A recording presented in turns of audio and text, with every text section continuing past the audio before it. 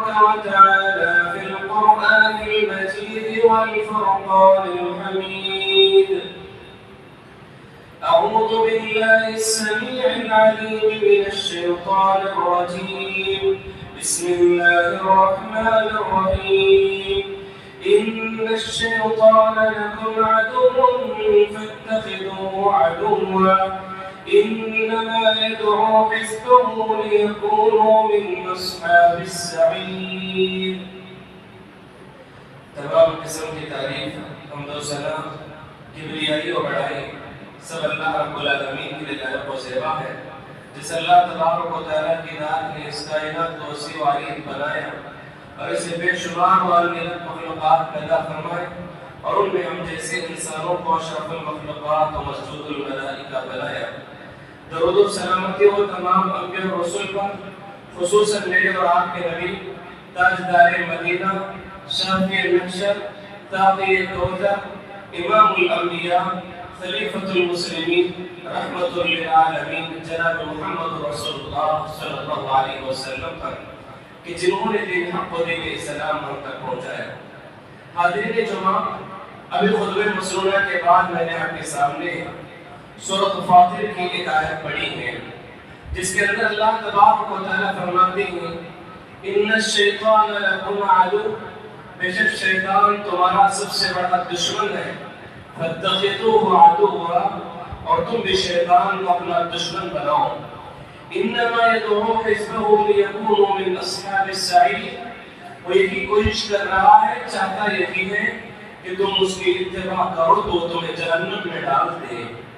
حاضرین، اس آیت کریمہ میں اللہ تبارک و تعالیٰ اس آدم کی اولاد کا، مسلمانوں کا، مومنوں کا سب سے بڑا دشمن کون ہے، انسان کا سب سے بڑا دشمن کون ہے، اس کی اطلاع، اس کی خبر خود اللہ تبارک و تعالیٰ کر رہے ہیں کہ تمہارا سب سے بڑا دشمن شیطان ہے، تمہارا سب سے بڑا دھوکے باز شیطان ہے، تمہارے خلاف چالے چلنے والا شیطان ہے، لہذا وہ تمہیں دشمن سمجھتا ہے، تم بھی اسے دشمن بناؤ، اس لیے کہ وہ چاہتا ہے کہ تمہارے توحید میں ڈاکہ ڈالے، وہ تمہارے ایمان کو چھین لے، وہ تمہیں گناہوں میں مبتلا کر دے، وہ اللہ اور اس کے رسول کی نافرمانیوں میں ڈال دے، اور اس طرح تم کرتے کرتے جہنم کے مستحق بن جاؤ.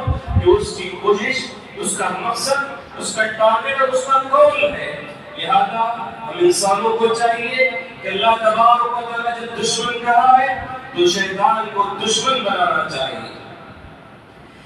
اگر کوئی انسان دشمن کو دوست بناتا ہے، دشمن کو اپنے سے قریب کرتا ہے، تو یاد رکھو وہ دنیا میں اور آخرت میں سب سے بڑا نقصان اٹھانے والا، سب سے بڑا خسارہ اٹھانے والا، اور دوست بن دشمن کو دوست بنانے والا سب سے بڑا بیوقوف انسان ہوتا ہے.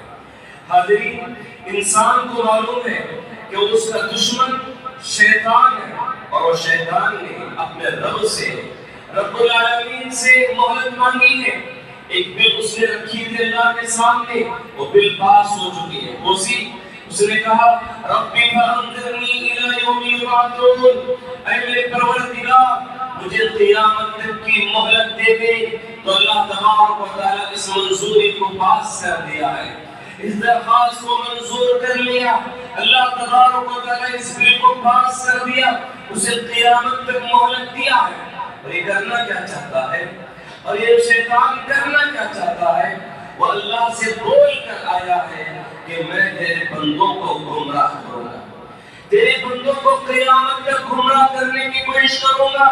پیدائش سے لے کر اس کی وفات کی آخری سانس تک بھی میں کوشش کروں گا کہ تیرے بندے کو جہنمی بنا کے چھوڑوں، تیرے بندے کو تیری غلامی سے نکال کر میری وفاداری میں ڈالوں. آخری سانس تک بھی شیطان کوشش کر رہا ہے. مجھے اور آپ کو اس کے ساتھ پوری زندگی جنگ لڑنی ہے. مجھے اور آپ کو آخری سانس تک شیطان سے جنگ کرنی ہے، اس کا مقابلہ کرنا ہے. اللہ تبارک و تعالیٰ نے کہا ایک ہے دنیا میں دو گروہ ہیں، ایک ہے حزب اللہ ہے اور ایک دوسرا ہے حزب الشیطان. ایک اللہ کا گروہ ہے، ایک شیطان کا گروہ ہے. اللہ نے کہا حزب اللہ کامیاب ہوگا، اللہ کا لشکر کامیاب ہوگا، اور ناکام نامراد ذلیل ہوگا وہ جو حزب الشیطان ہے، شیطان کا گروہ ناکام نامراد ہو جائے گا۔ شیطان کیسے گمراہ کرے گا؟ شیطان گمراہ کیسے کیسے انداز میں کرے گا؟ تو شیطان کہتا ہے ثم لآتینہم من بین ایدیہم ومن خلفہم وعن ایمانہم وعن شمائلہم ولا تجد اکثرہم شاکرین۔ اور وہ شیطان کہتا ہے میں انسان کے سامنے سے آؤں گا، انسان کے پیچھے سے آؤں گا، دائیں جانب سے آؤں گا، بائیں جانب سے آؤں گا، اور انسان کو ایسے گمراہ کروں گا وَلَا تَجِدُ أَكْثَرَهُمْ شَاكِرِينَ۔ اے پروردگار تو اپنے بندوں میں سب سے کم انسانوں کو شکر گزار پائے گا، میں اتنا گمراہ کر کے چھوڑوں گا۔ شیطان کا دعویٰ ہے، شیطان کا چیلنج ہے کہ انسانوں کو گمراہ کرے گا، اور گمراہ ایسے کرے گا چاروں طرف سے آئے گا۔ کب تمہارے توحید پہ ڈالا جائیں گے، کب تمہارے ایمان پہ قبضہ کر دے، کب تمہارے ایمان کو چھین لے، کب تمہیں نیکیوں سے دور کر دے، کب تمہیں رب کی غلامی سے نکال لے، پتہ بھی نہیں چلے گا۔ شیطان ایسے حربے اپناتا ہے۔ حاضرین، آج کے اس خطبہ جمعہ میں شیطان کی وہ چالیں بتانا چاہتا ہوں، مختصر انداز میں چند باتیں آپ کے سامنے، چند اس کے حربے، چند تدابیر، چند چالیں آپ کے سامنے رکھنے کی کوشش کروں گا۔ سب سے پہلی چال، سب سے پہلی تدبیر، سب سے پہلا حربہ یہ ہے کہ وہ تمہارے برے اعمال کو مزین کر دیتا ہے، تمہارے برے کاموں کو پالش کر کے تمہارے سامنے خوبصورت بنا کر پیش کرتا ہے۔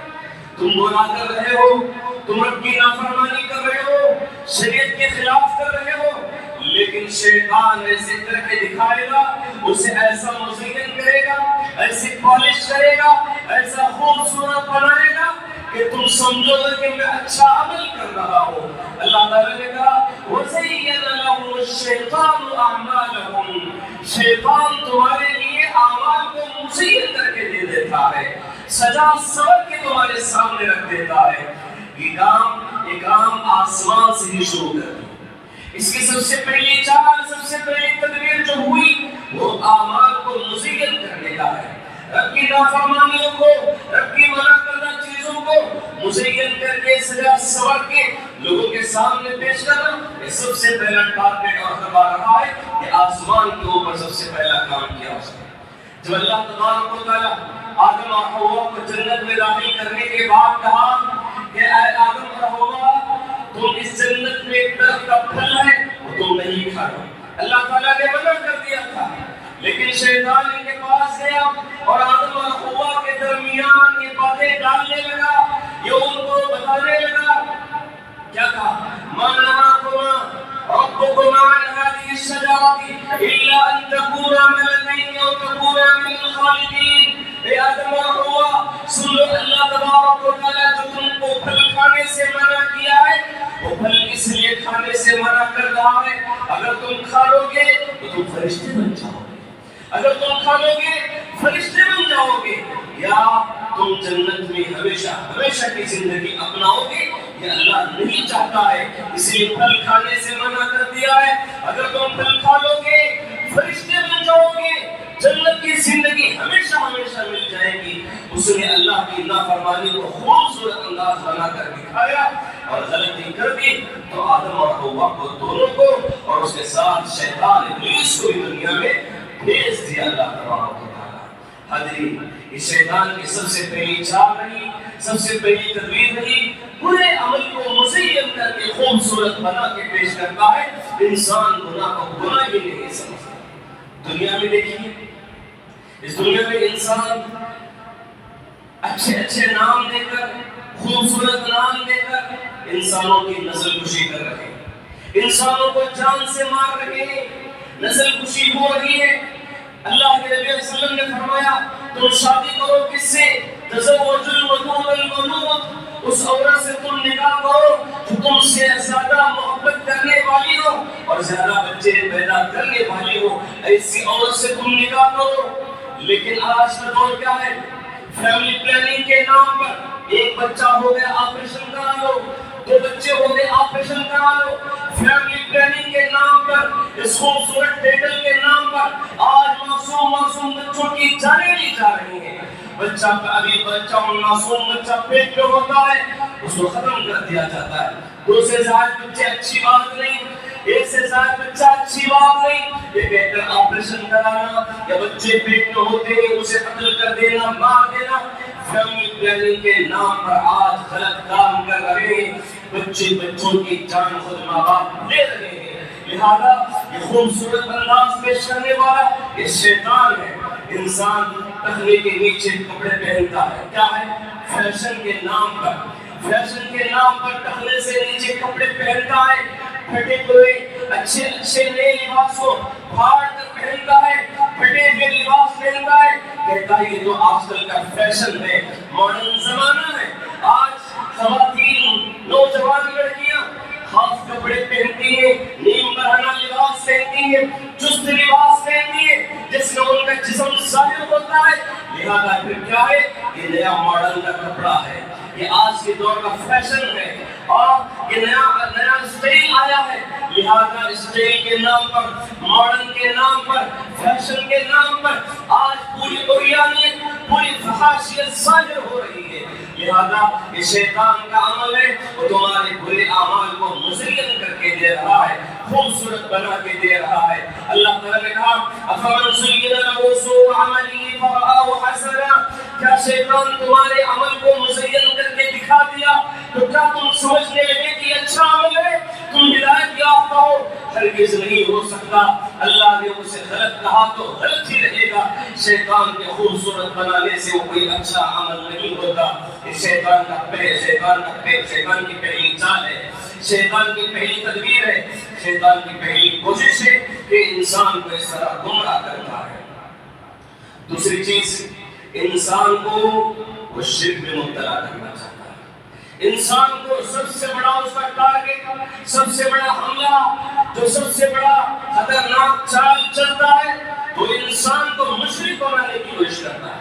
شرک میں ڈبو دیا, شرک میں پھنسا دیا تو اس کا کامیاب ہو گیا, وہ اپنے مقصد میں کامیاب سمجھتا ہے. آج کے دور میں سمجھ آئیے, کسی پر جن حملہ ہو گیا, کسی پر شیطان سوار ہو گیا اور جب تک قرآن پڑھنے لگاتے ہیں, رقیہ شریعیہ کرنے لگتے ہیں, کئی مرتبہ اس کے سامنے قرآن پڑھا جاتا ہے, شیطان باہر نہیں نکلتا, جن باہر اسے ہٹتا نہیں ہے. پھر اچانک مجبور ہو کر کیا کرتے ہیں, کسی بابا کے پاس لے جاتے ہیں, کسی درگاہ کے پاس لے کر جاتے ہیں. شیطان کیا کرتا ہے, فوراً وہاں سے ہٹ جاتا ہے. جیسے کسی بابا کے پاس, کسی درگاہ کے پاس لے کر لے, فوراً وہاں سے جسم سے ہٹ جاتا ہے, اور اس لیے کہ فوراً اس کا عقیدہ بن جاتا ہے کہ یہ بابا کی کرامت ہے, یہ مذاق کا قول ہے, جس کی وجہ سے بابا نے شیطان کو ہٹا دیا, ختم کر دیا. اسے معلوم ہو گیا کہ اب ایک انسان پر, ایک مردے پر, ایک بے جان انسان پہ اسے عقیدہ آ گیا ہے, اس کا ایمان مل گیا, اس کی توحید ختم ہو گئی. اب وہ سمجھتا ہے میں اپنے مقصد میں کامیاب ہو گیا, وہاں سے نکل پڑتا ہے. حاضرین میں کوئی ایسی ویسی بات نہیں کر رہا ہوں, دلیل کے ساتھ آپ کے سامنے رکھنا چاہتا ہوں. عبداللہ بن مسعود رضی اللہ عنہ کی بیوی, کون؟ صحابی رسول عبداللہ بن مسعود رضی اللہ عنہ کی بیوی کی آنکھ میں چبھن ہو رہی ہے, چبھن ہو رہی تھی, درد ہو رہا تھا. ان کی بیوی ایک یہودی عامل کے پاس گئی, ایک یہودی علاج کرنے والے کے پاس گئی اور جا کر تھالا لا کر باندھنے لگی, تھالا باندھنے لگی, تعویذ باندھنے لگی. اس کے بعد کہا کہ چبھن ختم ہو گئی, آنکھ کا علاج اچھا ہو گیا, سکون سے ہوں. عبداللہ بن مسعود نے پوچھا, اے میری بیوی بتاؤ یہ تھالا کہاں سے آیا, یہ تم تعویذ کہاں سے باندھی ہو؟ کہنے لگی میرے آنکھ میں چبھن ہو رہی تھی, میں نے علاج کے لیے دم کرا کے تعویذ لے کر آئی ہوں, اور جب سے میں نے تعویذ باندھا ہے میری آنکھ اچھی ہو گئی ہے. یہ سننا تھا. عبداللہ بن مسعود رضی اللہ عنہ نے کہا, کیا فرماتے ہیں, ان آل عبداللہ بن مسعود لأغنی عن الشرک. کہنے لگتے ہیں عبداللہ بن مسعود کے خاندان کو شرک کی کوئی ضرورت نہیں. اللہ اکبر. عبداللہ بن مسعود نے تعویذ کو تھالے کو دیکھ کر کیا کہا, ایسے شرک یا علاج کی ہمیں ضرورت نہیں ہے. میری بیوی سن لو, کا چوکا لگا رہا تھا، شیطان تمہاری آنکھ میں چو رہا تھا، جیسے ہی تم نے دھاگا باندھا فوراً سمجھ گیا شرک کی عمل کر لیے، پھر میرا کام میں تو مقصد میں کامیاب ہو گیا، تو تمہیں چبونا چھوڑ دیا ہے۔ یہ عبداللہ بن مسعود کی صحیح روایت ہے۔ حاضرین، اس سے معلوم ہوا شیطان کا سب سے بڑا ٹارگٹ، سب سے بڑا حملہ، سب سے بڑی تدبیر انسان کو شرک میں مبتلا کر دینا ہے۔ اس کے بعد ایک اور تیسری چال، تیسری تدبیر یہ ہے کہ انسان کو گمراہ کرتا ہے، وہ ہے بدعات میں ملوث کرنا، بدعات میں مبتلا کر دیتا ہے۔ خود شیطان نے اللہ تبارک و تعالیٰ سے یہ چیلنج کیا، دعویٰ کیا، لَأَقْعُدَنَّ لَهُمْ صِرَاطَكَ الْمُسْتَقِيمَ، اے اللہ میں تیرے بندوں کو سیدھے راستے پہ بیٹھ کے گمراہ کروں گا، میں تیرے بندوں کو دین کے راستے پہ بیٹھ کے گمراہ کروں گا۔ کیا مطلب ہے دین کے راستے پہ بیٹھ کے گمراہ کروں گا؟ مطلب یہ ہے کہ دین سمجھیں گے لیکن بے دین کا کام کر رہا ہوں، تیرے بندے دین سمجھ کے عمل کریں گے لیکن وہ عمل بے دینی کا ہوگا، انسان دین کے نام پر بے دینی کا عمل کرے گا۔ یہ شیطان کی سب سے بڑی چال، سب سے خوبصورت چال ہے جو انسان کو بڑی آسانی کے ساتھ پھنسا لیتا ہے۔ وہی کہ دیکھیے، ایک چور کو اور ایک چور چوری کرتا ہے اور ایک انسان بدعتی کام کرتا ہے تو شیطان کو چوری سے زیادہ بدعتی عمل پسند ہے۔ کیوں؟ اس لیے کہ چور سے پوچھو کیا تم نے غلط کام کیا کہ نہیں کیا، وہ بھی کہتا ہے کہ میں نے غلط کام کیا۔ لیکن ایک بدعتی سے پوچھو کیا تم نے غلط کام کیا، کیا کہتا ہے غلط کام نہیں، بڑا نیکی کا کام کیا ہوں، میں دین کا کام کر رہا ہوں، دین کے نام پر بے دینی کا کام کراتا ہے، بدعات و خرافات میں مبتلا کر دیتا ہے۔ یہ شیطان کی بہت بڑی چال ہے۔ اللہ تعالیٰ نے کہا قُلْ هَلْ أُنَبِّئُكُم بِالْأَخْسَرِينَ أَعْمَالًا الَّذِينَ ضَلَّ سَعْيُهُمْ فِي الْحَيَاةِ الدُّنْيَا وَهُمْ يَحْسَبُونَ أَنَّهُمْ يُحْسِنُونَ صُنْعًا۔ اللہ تعالیٰ نے کہا اے اللہ کے نبی آپ کہہ دیجئے وہ انسان عمل کر کے بھی دنیا میں اور آخرت میں خسارہ اٹھانے والا ہے، وہ عمل کرنے کے باوجود بھی اس عمل قبول نہیں کیا جائے گا۔ وہ انسان وہ ہے جو برے عمل کو بھی اچھا سمجھ رہا ہے، برے عمل کو دین کا عمل سمجھ کر عمل کر رہا ہے، یہ انسان خسارہ اٹھانے والا، نقصان اٹھانے والا ہے۔ ایک تو یہ کہ بدعتی عمل کرائے گا، دوسرا عمل، دوسری چیز، دوسرا مفہوم یہ ہے کہ دینداری میں فخر عطا کرے گا۔ ایک انسان نمازیں پڑھ رہا ہے، صدقہ کر رہا ہے، خیرات کر رہا ہے، روزے رکھ رہا ہے اور حج کر رہا ہے، بہت اچھے کام کر رہا ہے، دینداری میں پکا ہے، مگر وہ دینداری کا غرور پیدا کر دے گا۔ میں نمازی ہوں، میرے علاوہ بے نمازی سامنے ہے، وہ انسان بے نمازی، میں نمازی ہوں، میں روزے دار، پورے رمضان کے روزے میں نے رکھا، وہ انسان روزے نہیں رکھا، میں ہمیشہ صدقہ کرتا ہوں، سب سے بڑی رقم میں دیتا ہوں، یہ انسان ہے، رقم نہیں دیتے۔ انسانوں کو اپنے سمجھتے ہیں۔ یاد رکھو اگر کوئی انسان گناہ بھی کر رہا ہے، گناہ کر رہا ہے تو اس کی اصلاح کی فکر ہونی چاہیے، اس کو سدھارنے کی کوشش کرنا ہے، اپنے نیکیوں کا غرور پیدا نہ کرو، غرور پیدا کر دیتا ہے۔ لَأَقْعُدَنَّ لَهُمْ صِرَاطَكَ الْمُسْتَقِيمَ، دینداری کے راستے میں اسے گمراہ کروں گا۔ جب ایک انسان دینداری میں فخر کرتا ہے، میں ہی اچھا ہوں، میں ہی دیندار ہوں، اگر فخر میں مبتلا ہو گیا تو اس کے نیکیاں سارے گناہ میں بدل جائیں گے، اس کا نیکی بھی گناہ میں بدلتے جائے گی۔ اس لیے نیکی کا غرور نہیں ہونا چاہیے، سامنے والے گنہگار کو دیکھ کر اپنے آپ کو بڑا فخر محسوس نہ کرے۔ شیخ سعدی رحمۃ اللہ علیہ، شیخ سعدی رحمۃ اللہ علیہ اپنے بیٹے کے ساتھ ایک جماعت کے ساتھ سفر میں تھے، رات ہو گئی، بیچ میں پڑاؤ ڈالے اور رک گئے، اور رکنے کے بعد رات کے درمیان میں تہجد کے لیے باپ اور بیٹے اٹھے اور تہجد کی نماز پڑھی، انہوں نے تہجد کی نماز پڑھی، اور اس کے بعد بیٹے نے کہا ابا جان دیکھو یہ سارے لوگ سو رہے ہیں، کوئی تہجد کی نماز نہیں پڑھے، ہم تہجد کی نماز پڑھیں، یہ سارے لوگ تہجد کی نماز چھوڑ کر سب سو رہے ہیں۔ شیخ سعدی نے کہا بیٹے تیرا جاگ کر عبادت کرنے سے بہتر تھا کہ تو بھی سو جاتا، جاگ کر عبادت کرنے سے بہتر تھا کہ تو بھی سو جاتا، اس لیے کہ تو نے اپنی زبان سے ایسا جملہ ادا کیا ہے کہ تو اپنی نماز سے فخر کر کے اپنی نماز کو برباد کر دیا۔ اللہ کے نبی صلی اللہ علیہ وسلم بنی اسرائیل کا ایک واقعہ ذکر کرتے ہوئے کہتے ہیں کہ بنی اسرائیل میں کوئی ایسے شخص تھے، ایک انسان بڑا اللہ والا، بڑا دیندار، رب کا فرما بردار تھا، اور ایک انسان تھا اس کی پوری زندگی گناہ میں ڈوبی ہوئی تھی، رب کا معاصی تھا، رب کا گنہگار تھا۔ وہ انسان زندگی میں ہمیشہ گناہ کرنے والا ہے۔ وہ جو نیک انسان تھا اس نے اپنے نیکی کے غرور میں آ کر کہا واللہ لا یغفر لی فلان، اللہ لا یغفر لی فلان، اللہ کی قسم کھا کے کہتا ہوں اللہ اسے معاف نہیں کرے گا۔ اس نے اپنے نیکی کے غرور میں آ کر کہا واللہ لا یغفر لی فلان، وہ اللہ تعالیٰ اسے معاف نہیں کرے گا نہیں کہا، بلکہ اللہ کی قسم کھا کے کہا، اللہ کی قسم کھا کے کہتا ہوں اللہ اسے معاف نہیں کرے گا۔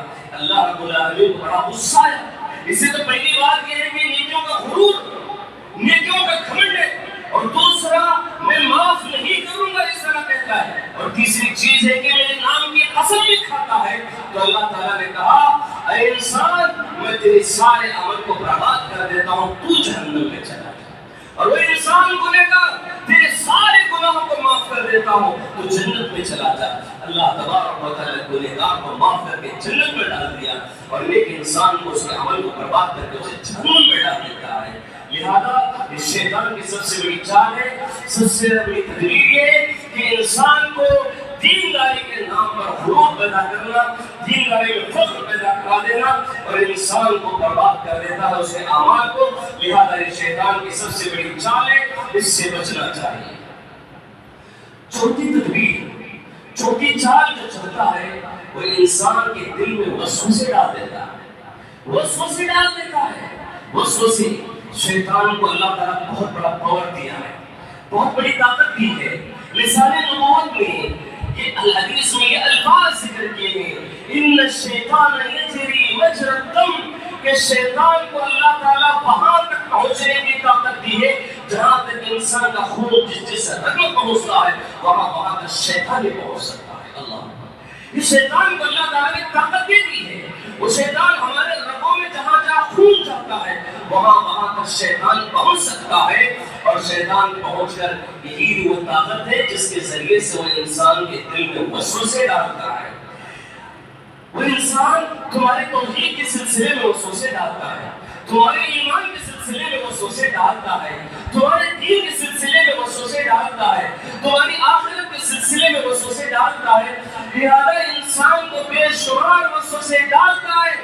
ان وسوسوں سے بڑا چوکنا رہنا چاہیے، کیونکہ اللہ کے نبی صلی اللہ علیہ وسلم نے حدیث میں ارشاد فرمایا ان الشیطان یأتی احدکم فیقول من خلق کذا من خلق کذا، کہ شیطان تمہارے پاس آتا ہے اور آ کر وسوسے ڈالتا ہے، سوال کرتا ہے اے انسان بتا فلاں چیز کو کس نے پیدا کیا، فلاں چیز کو کس نے پیدا کیا، فلاں چیز کو کس نے پیدا کیا۔ انسان جواب دیتا ہے اللہ نے پیدا کیا، اللہ نے پیدا کیا، اللہ نے پیدا کیا۔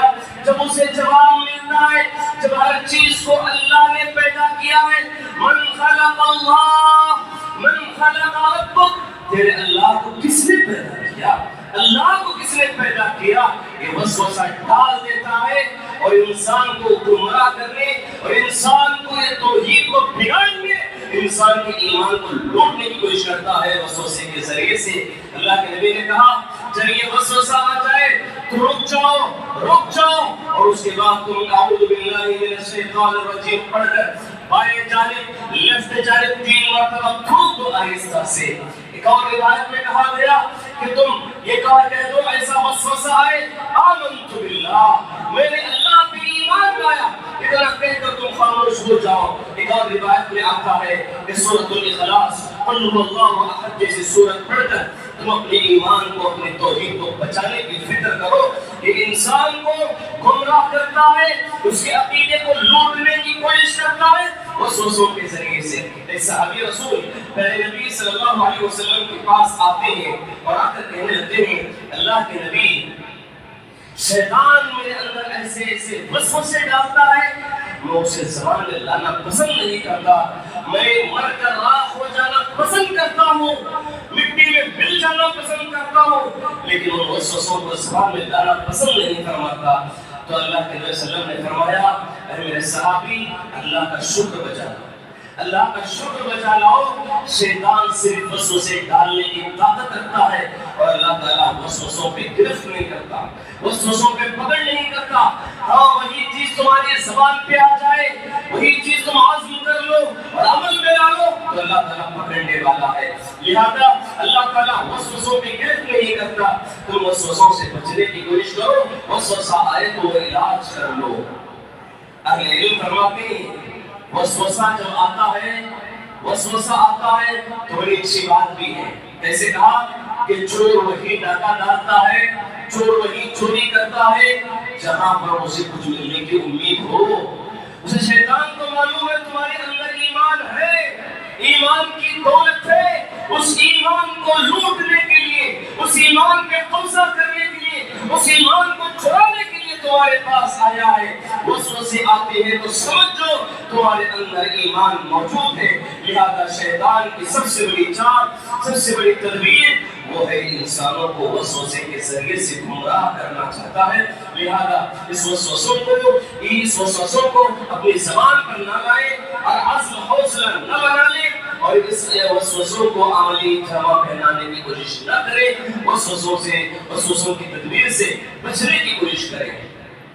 پانچویں چیز ایک ایسی خطرناک چیز ہے, ایک ایسی خطرناک چیز ہے جس میں بہت سارے انسان گمراہ ہو جاتے ہیں. بہت سارے انسان گمراہ ہوتے ہیں. اور شیطان کی چال یہ ہے کہ فرائض کو چھوڑ کر نفل کی طرف اسے لوٹا دیتا ہے. فرائض سے پڑھ کر اسے نفل کا شوق دلا دیتا ہے. فرائض و واجبات کو ترک کر کے وہ نفل کا شوقین بن جاتا ہے, نفل کا عادی بن جاتا ہے. کیا چیز ہے؟ دیکھیے اللہ تعالیٰ نے جو فرض رکھا ہے نا انسان کو, وہ فرض ادا نہیں کرتا بلکہ نوافل کے پیچھے پڑے رہتا ہے. فرض چھوڑ دیتا ہے, نفل عبادتوں کی پابندی, نفل عبادتوں کا شوق ہوتا ہے. اس کی مثال کیا ہے کہ انسان کے لیے رمضان گزرا, رمضان میں 4 راتیں جاگے, بہت سارے پورے جاگنے کی کوشش ہے, پوری رات جاگتے سحری کر کے سو جاتے ہیں فجر کی نماز سے غافل. فرض نماز نہیں پڑھتے, فجر کی نماز سے غافل ہو جاتے ہیں. فجر کی نماز کے وقت اپنی نیند کے نیند مشغول ہو جاتے ہیں. ارے جاگ, اس سے بہتر یہ تھا کہ تم ساری رات سو جاتے, لوٹ کر سحری کر کے فجر پڑھتے تو تمہاری واجب ادا ہو جاتی. تم نے سنت نفل عبادت کے خاطر ساری رات جاگی اور تم نے فجر کی نماز چھوڑ دی. یہی تو ہے شیطان کی چال, فرائض سے غافل کرنا اور سنت نوافل کے اندر بڑا شوق دکھانا. پوری رات جاگا اور فرض نماز سے غافل ہو گیا. یہ شیطان کا کام ہے, شیطان کی چال ہے. مشرکین مکہ جو خانہ کعبہ کے متولی تھے, وہ خانہ کعبہ کی بڑی خدمت کرتے تھے, خانہ کعبہ کی بڑی خدمت کرتے تھے. اور جو حجاج آتے تھے, جو حاجی آتے تھے, ان کی بڑی مہمان نوازی, انہیں کھلانا پلانا سب خدمت کرتے تھے. اور یہ کر کے اپنے آپ کو بڑا سمجھتے تھے, وہ اپنے آپ کو بڑا اللہ والا سمجھتے تھے. وہ نیکیاں کر کے سب کچھ نیکیاں کمانے سے بڑھ کر سمجھتے تھے. اللہ تعالیٰ نے کہا اجعلتم سقایۃ الحاج وعمارۃ المسجد الحرام کمن آمن باللہ والیوم الآخر وجاہد فی سبیل اللہ. اے مشرکین, تم کعبۃ اللہ کے متولی بن گئے, تم کعبۃ اللہ کی خدمت کر رہے ہو, وہاں پر آ کر طواف کرنے والوں کی خدمت کر کے اپنے آپ کو بڑا اللہ والا سمجھ رہے ہو. اصل واجب تو یہ, اصل کام تو یہ آمنت باللہ, اللہ پہ ایمان لاؤ, آخرت پہ ایمان لاؤ, جہاد فی سبیل اللہ کرو. یہ اصل ہے, یہ واجبات ہے. تم نے ایمان لایا نہیں اور تم کعبۃ اللہ کے متولی بن کے سب کچھ سمجھ گئے. اور آج بھی ہمارے پاس یہی ہو رہا ہے, مسجد کا تعاون کا اعلان کرو, مسجد کے لیے تو خوب لٹانے کے لیے تیار ہے. مسجد کا اعلان ہو گیا, صدقے پہ صدقہ کرنے کے لیے تیار ہے. ہاں, اللہ رب العالمین کے راستے میں لٹانے کے لیے تیار ہے. جو مسجد بن کے کھڑی ہے اس میں سجدہ کرنے والے کتنے لوگ ہیں, کتنے لوگ ہیں. یہی تو بات ہے, نماز سے غافل نہیں کہ تم صدقہ و خیرات کرنے میں تم آگے ہو, یہ نفلی چیزیں, نفلی چیزوں میں آگے ہو. یہاں کھڑے ہو کے عبادت کرنا, اللہ کے سامنے سجدہ کرنا, یہ اصل ہے, یہ واجب ہے. تم نے واجب سے غافل ہو گئے ہو. اسی طرح انسان کیا کرتا ہے, ایک انسان مالدار انسان ہے, اس میں حج فرض ہو گیا ہے, حج فرض ہو گیا ہے، حج نہیں کرتا، ویسے آئے استطاعت ہے، مستحب ہے، اس پر حج واجب ہوا ہے، وہ حج نہیں کرتا، عمرہ کرتا ہے، عمرے پہ عمرہ کرتا ہے، ایک عمرہ گیا دوسرا گیا تیسرا، عمرے پہ عمرہ کر رہا ہے۔ ارے اللہ کے بندے، تیرے اوپر حج واجب ہو گیا ہے اور اسی حالت میں مر گیا تو اللہ تعالیٰ عمرے کے بارے میں سوال نہیں، حج کے بارے میں سوال کرے گا۔ تیرے پاس دولت تھی، مال تھا، تیرے اوپر حج واجب ہو گیا تھا، مگر تو نے حج واجب کو چھوڑ دیا اور یہ نفلی عبادت عمرہ پہ مشغول ہو گیا۔ یہ شیطان کی چال ہے، شیطان کی سب سے بڑی چال ہے، انسان کو واجبات سے نکال کر، فرائض سے نکال کر نوافل میں، سنتوں میں ڈال دیا ہے۔ عمرہ واجب نہیں ہے، حج واجب ہے، اس پہ فوکس دو، اس پہ عمل کرنے کی کوشش کرو۔ اسی طرح حاضرین، فجر کی نماز ہے، فجر کی نماز کے لیے امام جماعت کے لیے کھڑا ہو جاتا ہے، مگر بعد میں آ کر سنت پڑھنے کی فکر کرتے رہتے ہیں۔ جب سنت پڑھ رہے ہیں، جماعت کا وقت ہو گیا، جماعت کھڑی ہو گئی ہے، پھر بھی انسان نفل پڑھنے کا عادی بن چکا ہے، نفل پڑھ رہا ہے، فرض کے مقابلے میں سنت کو ترجیح دے رہا ہے۔ یاد رکھو یہ شیطان کے چال ہے، یہ تمہیں دھوکہ دے رہا ہے، فرض کو اہمیت کو چھوڑ رہا ہے، فرض چل رہی ہے، نماز کو چھوڑ کر وہ الگ سے کھڑے ہو کر نفل نماز پڑھ رہا ہے۔ یہ غلط ہے، یہ غلط ہے، غلط ہے۔ لہذا ہمیں چاہیے کہ واجبات کو پہلے اہمیت دیں۔ شریعت اسلامیہ میں واجبات کے مقابلے میں سنن و نوافل کی کوئی اہمیت نہیں، پہلے واجب ہے، پہلے فرض ہے، اس کے بعد سنت ہے، اس کے نوافل کا مقام ہے۔ اس فرائض و واجبات کو چھوڑ کر سنت و نوافل کی پابندی کی تعلیم کبھی شریعت نے نہیں دی، کوئی دلیل آپ نہیں پیش کر سکتے۔ حاضرین، اسی طرح انسان یہ بات یاد رکھے، رمضان گزرا، رمضان میں روزے نہیں رکھے، رمضان میں روزے فرض تھے، ایک مسلمان نے روزہ نہیں رکھا، لیکن عید کی نماز پڑھنے کے لیے پہلے پہنچ جاتا ہے۔ عید کی نماز کا شوق ہے اسے، عید کی نماز کی بریانی میٹھے کا بڑا شوق ہے اسے، عید کی نماز کی بڑی پابندی کر رہا ہے، پورا سج سور کر نیا ٹاپ لباس پہن کے عیدگاہ پہنچ رہا ہے، لیکن سارا رمضان اور بے روزہ بن کر زندگی گزارا ہے، فرائض کو چھوڑ کر سنت پڑھنے کے لیے عیدگاہ کو پہنچ جاتا ہے۔ حاضرین، یہی تو ہے شیطان کے چال، یہی تو ہے شیطان کی تدبیر، یہی تو ہے شیطان کو گمراہ کرنے کا سب سے بڑا آسان راستہ۔ واجبات کو ترک کرا دیتا ہے اور نوافل پر سنتوں کی پابندی کرانے لگتا ہے۔ حاضرین، اسی طرح جب قربانی کا آ رہا ہے، قربانی کا موسم آ رہا ہے، عید الفطر، عید الاضحیٰ آ رہی ہے، عید الاضحیٰ کے موقع پر آپ دیکھیں گے سال بھر نماز نہیں پڑھتا، سال بھر نماز نہیں پڑھتا، اسے قربانی کا بڑا شوق ہے، لاؤ بکرا لاؤ، بڑا قیمتی بکرا ہو، میرے گاؤں میں سب سے بڑا بکرا میرا، میرے محلے میں سب سے بڑا بکرا میرا، محلے میں سب سے بڑی گائے میری، سب سے بڑی موٹی تازی گائے میرا ہونا ہے، میرا جانور اللہ کے راہ میں قربان ہونا ہے۔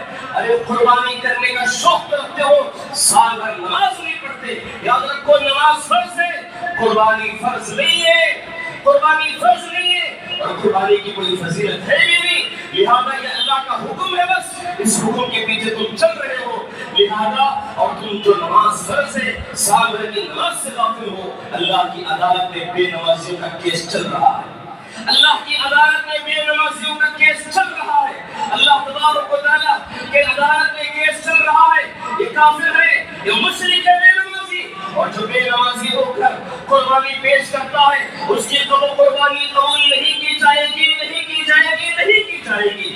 جو نماز سال بھر نہیں پڑھتا، نماز کو چھوڑ دیتا ہے، وہ قربانی دیتا ہے، اس کی قربانی قبول نہیں ہوتی۔ اقیموا الصلاۃ ولا تکونوا من المشرکین، اللہ تعالیٰ نے کہا نماز پڑھو اور مشرکین میں سے نہ ہو جاؤ، نماز پڑھو مشرکین میں سے نہ ہو جاؤ۔ اگر نماز چھوڑتا ہے تو انسان مشرک ہے۔ اللہ کے نبی صلی اللہ علیہ وسلم نے فرمایا ان بین الرجل وبین الشرک والکفر ترک الصلاۃ، ایک انسان کے درمیان کفر اور شرک کے درمیان فرق کرنے والی، ایمان اور کفر کے درمیان فرق کرنے والی چیز نماز ہے۔ اگر تم نماز چھوڑ دو گے تو کافر ہو جاؤ گے، نماز چھوڑ دو گے تو مشرک ہو جاؤ گے، اور تمہیں مشرک بن کے قربانی اللہ کے سامنے پیش کریں گے تو مشرک اور کافر کی قربانی قبول نہیں کی جائے گی۔ شیطان کی سب سے بڑی چال ہے قربانی دینے سے پہلے لوگوں نماز کے عادی بن جاؤ، نماز کے پابند بن جاؤ، واجبات کو پہلے ادا کرنے والے ہو جاؤ، یہ شیطان کی چال میں نہ پھنسو. شیطان کی تدبیر بڑی خطرناک ہوتی ہے, اس سے بچنے کی کوشش کرو. اس کے بعد آخری اور چھٹی تدبیر یہ ہے, چھٹی چال یہ ہے کہ انسان جو شیطان چلتا ہے وہ انسان کی کمزوریوں کا سہارا لیتا ہے, انسان کی فطری کمزوریوں کا سہارا لیتا ہے. انسان فطرتاً کمزوری پائی جاتی ہے اس کی حس کی, حرص کی, لالچ کی, غصے کی کمزوری, فطری کمزوری ہے. مال دیتا ہے تو انسان کے اندر لالچ جاگ اٹھ جاتی ہے. انسان مال دیتا ہے تو اس کے اندر حرص جاگ اٹھ جاتی ہے. انسان کو اس فطری کمزوریوں کا سہارا لے کر گمراہ کرتا ہے. کیسے؟ انسان کے اندر جب مال کی لالچ, مال کی حرص پیدا ہوتی ہے, وہ حلال و حرام نہیں دیکھتا, جائز اور ناجائز نہیں دیکھتا. وہ مال لوٹنا ہے, مال جمع کرنا ہے, میں سب سے بڑا بننا ہے, سب سے بڑا امیر, سب سے بڑا پیسہ میرے پاس ہو, مال کیسے بھی آ جائے. اللہ کے رسول نے بھی کہا قیامت کے قریب ایسے لوگ پیدا ہوں گے وہ یہ نہیں دیکھیں گے کہ مال کہاں سے آ رہا ہے, حلال یا حرام, بس پیسہ جمع کرنے لگتے ہیں. وہ چاہو ظلم کر کے صحیح مال کماؤ, مال کماتے ہیں, دھوکہ دے کے صحیح مال کماتے ہیں, غلط راستے سے صحیح مال کماتے ہیں, بے ایمانی سے صحیح مال کماتے ہیں. مال کمانے کے لیے کوئی راستہ نہیں چھوڑتے. انسان اپنی پہلوں کی میراث کا مال ہڑپ کر لیتا ہے. انسان جائیدادوں میں مال ہڑپ کر لیتا ہے. انسان حلال حرام کی تمیز ختم کر کے ڈنڈی مار کے کمانے لگتا ہے. یہ حلال و حرام کی تمیز ختم کر لیتا ہے, مال جمع کرتا ہے. ایک ایک لقمہ اس کے اندر پیٹ میں نارے جہنم بسر, ایک ایک لقمہ وہ کما رہا ہے, ایک ایک روپیہ اس کا نارے جہنم کی آگ ہے, وہ کما رہا ہے, اپنے پیٹ میں ڈال رہا ہے. انسان کی فطری کمزوریوں کا سہارا لے کر شیطان گمراہ کرنے کی کوشش کرتا ہے. اور دوسری فطری کمزوری غصہ بہت چل جاتا ہے انسان کو. انسان معاف کرنا بھی نہیں چاہتا. انسان جب معاف کرنا چاہتا ہے وسوسہ ڈالتا ہے, فطری کمزوری کا اسے سہارا لیتا ہے, کہتا ہے سامنے والے کو کیوں معاف کر, معاف مت کر, وہ تجھے بہت ستایا ہے, بہت ظلم کیا ہے, اسے معاف مت کرنا. یہ شیطان سکھاتا ہے. صدقہ و خیرات, کسی غریب کی مدد کر رہے ہو, کہتا ہے مت کر, تیری زندگی میں کبھی کام نہیں ہے, تو اسی کو کام آ رہا. انسان کو اس طرح شیطان گمراہ کرنے کی کوشش کرتا ہے اور غصہ دلاتا ہے. اور غصے میں انسان کی سب سے بڑی چیز اگر کوئی خراب ہوتی ہے وہ زبان ہے. جیسے غصہ آیا فوراً گالی گلوچ, زبان سے سب سے پہلے گالی نکلتی ہے. اور گالی اچھی بات نہیں ہے, گالی تو گناہ ہے, گالی بری چیز ہے. غصہ آ گیا تو گالیاں نکل پڑی, اور یہاں تک کہ اسی غصے کے ذریعے سے میاں بیوی کا رشتہ ختم ہوتا ہے, میاں بیوی کے رشتے کو توڑتا ہے. رشتے ناطے آج جتنے بھی ٹوٹے ہیں, یاد رکھو کوئی بھی خوشی سے نہیں توڑ لیا, کوئی بھی خوشی سے نہیں. آج کے بعد سے تمہیں دے بات کرو, میں تم سے بات نہیں کروں گا خوشی سے, کوئی نہیں. سب غصے سے, غصے کے ذریعے پورے رشتے ناطے ٹوٹ جاتے ہیں, توڑنے کی کوشش کرتا ہے. اس میں سب سے بڑا نازک, سب سے بڑا مقدس, سب سے پہلا رشتہ وہ میاں بیوی کا ہے, اور وہی چیز کو توڑتا ہے شیطان. اللہ کے نبی صلی اللہ علیہ وسلم امام بخاری کی کتاب الادب المفرد میں امام بخاری رحمۃ اللہ علیہ نے حدیث نقل کی ہے. اس کو امام البانی رحمۃ اللہ علیہ نے حسن قرار دیا ہے. شوہر آنے سے پہلے بیوی کیا کرتی ہے, بستر کو بہت صاف کر دیتی ہے, اچھی طرح جھاڑ کر صاف کر دیتی ہے. لیکن شیطان اچانک کیا کرتا ہے, اس بستر پہ لکڑی ڈال دیتا ہے, اس بستر پہ پتھر ڈال دیتا ہے, اس بستر پہ کنکر ڈال دیتا ہے. جیسے ہی شوہر آتا ہے وہ چیزیں دیکھ کر غصہ ہونے لگتا ہے بیوی پہ برسنے لگتا ہے, بیوی کو ڈانٹنے لگتا ہے. ہمیشہ بستر میں گندگی, ہمیشہ گھر میں کچرا, ہمیشہ کھانے پینے میں کچھ ڈال دیتی ہو. یہ بیوی نہیں ڈالتی, یاد رکھو یہ شیطانی عمل ہے. مجھے اور آپ کو سمجھ میں نہیں آتا, شیطان یہ وسوسے ڈالتا ہے, شیطان یہ چالیں چلتا ہے کہ تمہارے گھر میں اس طرح کے کام کرتا ہے اور تم چاہتے ہو کہ بیوی پہ غصہ کر لو. یہ شیطان نے کیا ہے, تمہاری بیوی نے نہیں. لہذا بیویوں پہ غصہ مت کرو. بیویوں پہ غصہ کرنے سے پہلے 100 بار سوچو, میری شیطان میرے غصے کا سہارا, میری فطری کمزوری کا سہارا تو نہیں لے رہا. لہذا بیویوں پہ ظلم مت کرو, بیویوں پہ غصہ مت کرو. بیویاں شوہروں کو خوش کرنے کے لیے ہر کام کرنے کی کوشش کرتی ہے. پیچھے سے شیطان ایسا عمل کرتا ہے, نہ شوہر کو پتا نہ بیوی کو پتا. لہذا شوہر غصے کو پینے کا عادی بنے, غصے کو کنٹرول کرنے والا عادی بنے, بیوی کو کے خلاف شیطان کیا چالیں چل رہا ہے سمجھنے کی کوشش کریں۔ اللہ کے رسول فرماتے ہیں کہ تخت پانے پر ابلیس تخت بچھا دیتا ہے، پانی پر تخت اپنا بچھا کر ابلیس سارے چیلوں کو بھیج دیتا ہے، سارے کاریگروں کو بھیج دیتا ہے، جو پوری جگہ پھیل جاؤ، سارے لوگوں کو گمراہ کرو، گمراہ کرو۔ سارے لوگ گمراہ کر کے شام میں جمع ہوتے ہیں، ابلیس سے کہتے ہیں میں نے فلاں انسان کو ایسے گمراہ کیا، میں نے فلاں کام کیا، فلاں برا کام کرنے لگا۔ شیطان کہتا ہے ٹھیک ہے ٹھیک ہے۔ ایک شیطان ایک آ کر کہتا ہے کہ اے ابلیس اے سردار، میں نے ایک میاں بیوی بڑی محبت سے رہنے والے تھے، ان لوگوں کے درمیان پھوٹ ڈال کر جدائی ڈال دی، طلاق دے دیے، نکل گئے لڑائی کر کے۔ شیطان کہتا ہے نعم انت، آؤ تم میرے سینے سے لگ جاؤ، تم میرے بہترین چیلے ہو، تم میرے بہترین کام کرنے والے ہو، میرے اچھے برکر تم ہو، میرا بہترین چیلا تو ہے، لہذا سینے سے لگا کر اسے شاباشی دیتا ہے۔ جو میاں بیوی کے اندر جدائی ڈالتا ہے، طلاق کھلے کراتا ہے، شیطان کی سب سے بڑی چال ہے۔ لہذا میاں بیوی کو چاہیے بڑی ہوشیاری کی زندگی گزارے، بڑی ہوشیاری کی زندگی گزارے۔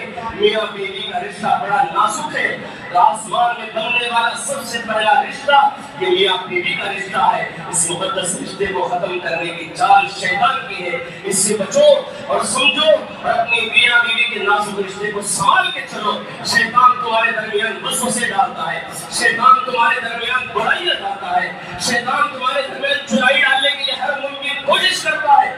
اس سے بچ کے زندگی گزارو تو تمہاری زندگی کامیاب ہے، ورنہ تم شیطان کے چنگل میں آ گئے، شیطان کی جال میں پھنس گئے تو تمہیں احساس بھی نہیں ہوگا کہ میں شیطان کے قبضے میں ہوں، اور تم گمراہ ہو کے جہنم رسید ہو جاؤ گے۔ شیطان کے ایسے خطرناک چالیں ہیں۔ دعا ہے رب العالمین ہم تمام کو ان شیطان کی چالوں سے بچنے کی توفیق نصیب فرمائے۔ اللہ تبارک و تعالیٰ شیطان کے مکر و فریب سے ہمیں بچنے کی توفیق نصیب فرمائے۔ ہمیشہ اللہ رب العالمین کی پیغامات پر عمل کرنے، رسول صلی اللہ علیہ وسلم کے احکامات پر عمل کرنے کی ہم سب کو توفیق نصیب فرمائے۔ اللہ تبارک و تعالیٰ ہم تمام کو توحید ایمان مضبوط کر کے اسلام پر واجبات پر عمل کرنے کی ہم سب کو توفیق نصیب فرمائے۔ اللہ رب العالمین ہم سب کو جب تک زندہ رکھے حالت توحید میں زندہ رکھنے کی توفیق نصیب فرما، اور جب خاتمہ ہو تو توحید کی حالت میں ہونے کی توفیق نصیب فرما۔ بارک اللہ لنا و لکم فی الآیات والذکر الحکیم، انہ تعالی جواد کریم۔ وعلیکم ورحمۃ اللہ۔